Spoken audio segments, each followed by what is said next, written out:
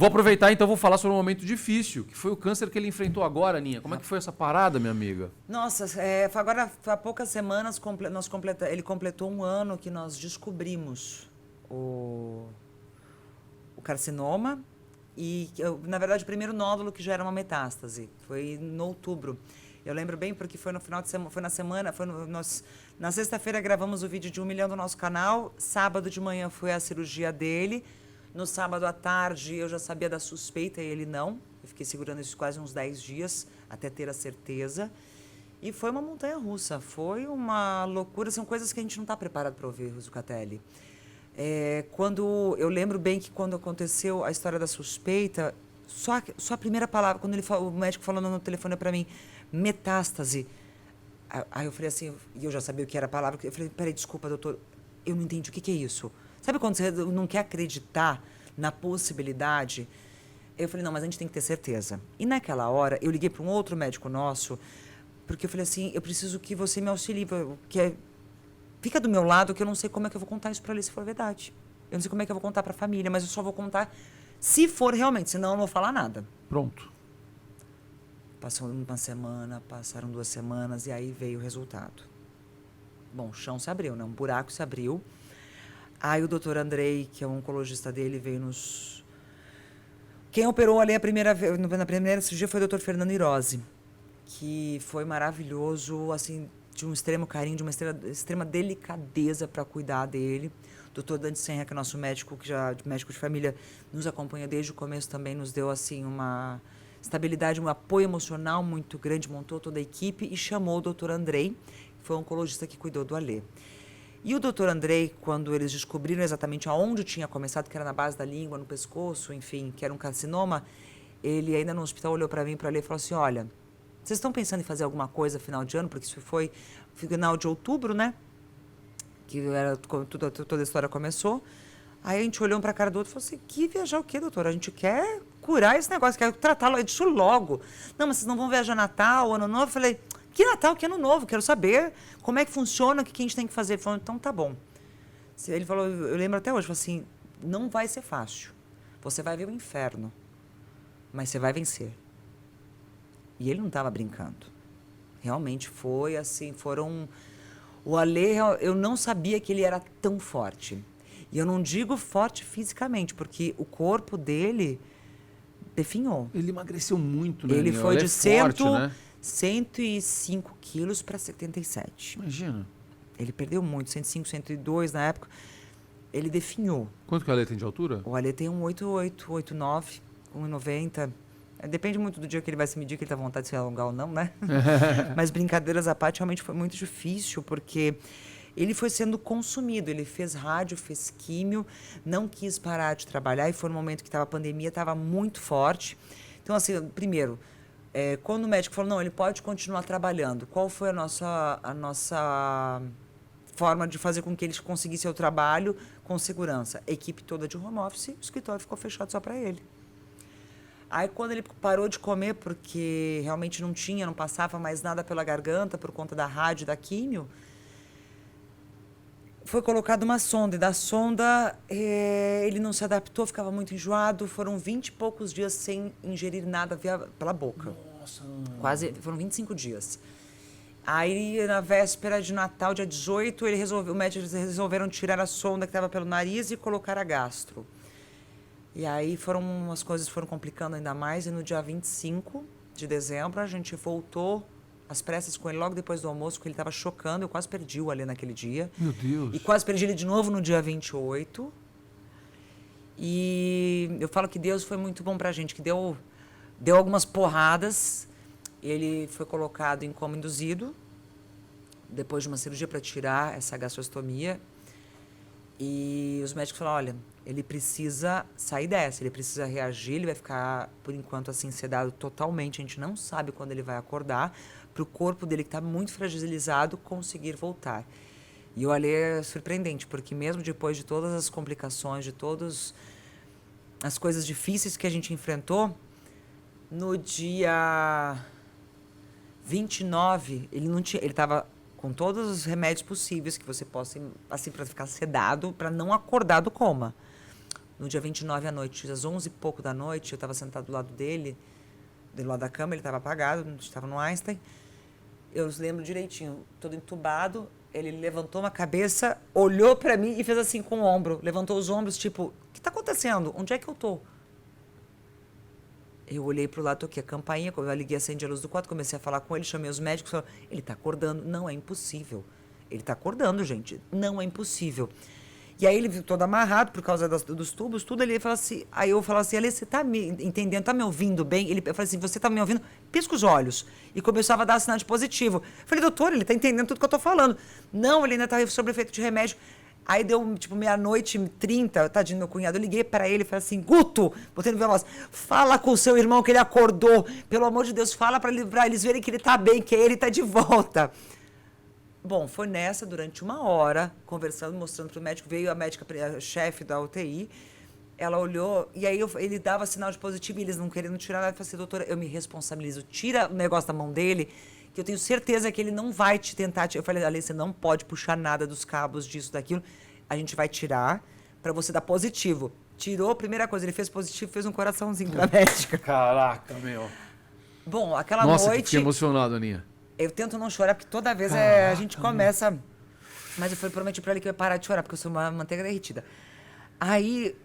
Dali foi esse positivo, chamaram a fisioterapia para poder começar a tirar a ventilação mecânica, porque ele já estava lutando contra a ventilação. Tiraram 2 horas depois, ele já estava sem a medicação, sem os tubos, destubou tudo. Foi muito assim, foi muito louco isso. E aí passamos a noite inteira conversando, que ele ficou me perguntando o que tinha acontecido, e aí voltava e perguntava de novo, e aí voltava. E aí, de manhã cedo, eu liguei para os pais dele e falou, ele está acordado. Bom, ninguém acreditou, né? Passamos aquele dia todo conversando, a família veio para encontrá-lo. Passamos o ano novo no hospital, nós saímos no dia 7 de janeiro. E eu falo que o Alê realmente ele foi um guerreiro. Um guerreiro. Você também foi, viu? Ele teve a confirmação de que tudo tinha desaparecido um bom tempo depois. Continuamos nessa luta, né? Porque agora são 5 anos para poder ter a alta total. Ou como diz o doutor André, a gente nunca vai ter alta. Vai estar sempre nessa... De olho. De olho, precisa, isso. Mas... Nossa, é um alívio tão grande quando fala assim, não tem mais nada. A gente não encontrou mais nada. Vira de ponta cabeça e não tem mais nada. Mas foi boa. Difícil. Foi difícil, sim. E a gente viu o quanto a gente é sensível, o quanto a gente é frágil. O quanto existem lacunas para as pessoas poderem buscar melhores tratamentos. E isso, quando o Alê fez uma promessa muito grande, falou assim, se Deus me der o poder da cura, eu vou fazer tudo o que puder de meu alcance para ajudar aqueles que não têm. E ele está fazendo isso. Que legal, minha amiga. E eu falei para ele, falei assim, tudo que você quiser eu vou te apoiar. Tudo que precisar ser feito eu vou estar junto com você. E realmente, é muito difícil. Eu não sei se é mais difícil ser paciente oncológico ou família de um paciente, porque você vê a pessoa indo embora, você vê a pessoa frágil, e aí você não pode chorar na frente. Eu não chorei uma única vez na frente do Alê. Porque eu falei para ele que por mais que às vezes ele chegava a ponto de querer se despedir, eu falava assim, para com isso, porque isso não vai acontecer. Você vai voltar, você vai continuar fazendo tudo. Então, assim, ter o presente da cura é uma das coisas mais extraordinárias dessa vida.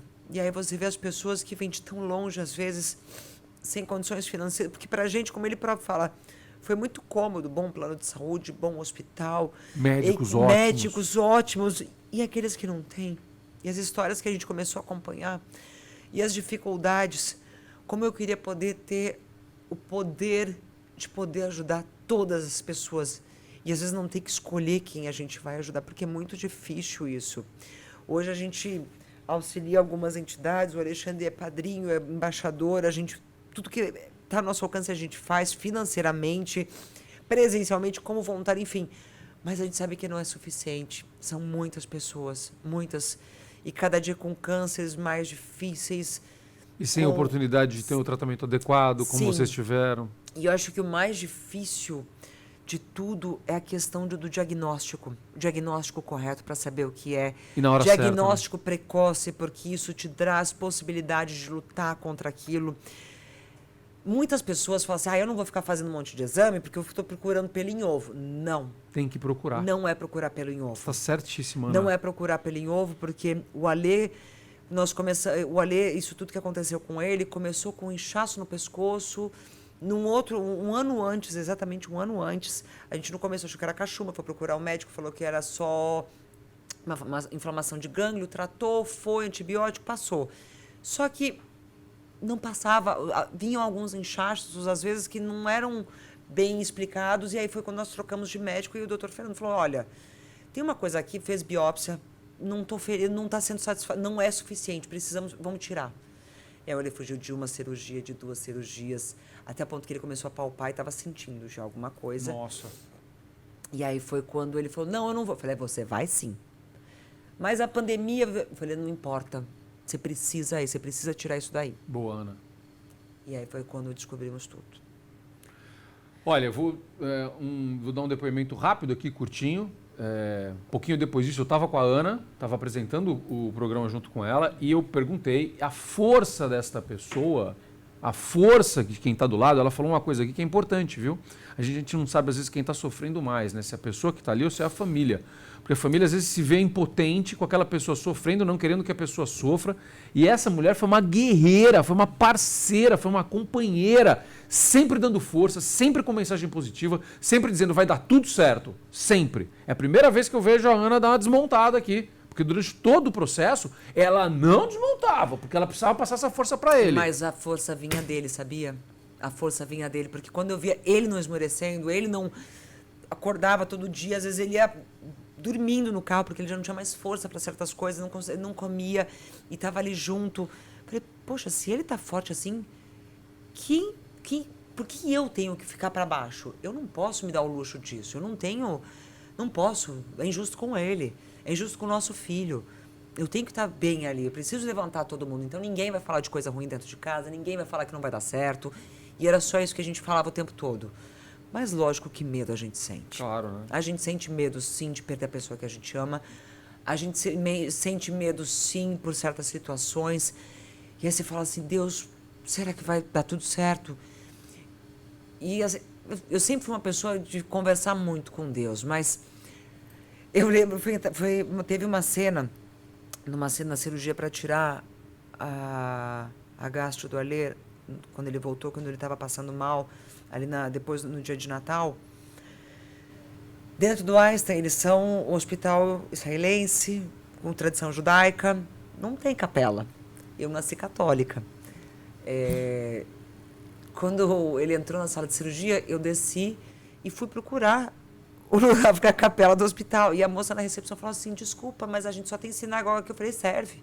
Não tem problema não, moça, me empresta a chave. As pessoas, acho que quem me viu entrar ali não entendeu muito bem, mas eu fiquei sozinha lá dentro o período inteiro da cirurgia. Eu falei, bom, aqui dentro acho que eu estou mais pertinho. Eu sei que não tem lugar para a gente estar perto de Deus.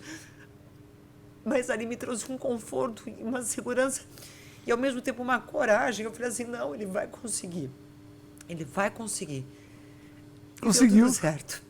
Que bom, hein? Mesmo sabendo que as chances eram pequenas. Ele foi para o centro cirúrgico, onde eu sabia que não era 50-50. A probabilidade dele não voltar já era muito maior. Ele estava muito fraco. Por isso que a gente fala que a gente ganhou um presente muito grande de Deus. Hoje eu choro de emoção, de felicidade, porque a gente realmente foi muito abençoado.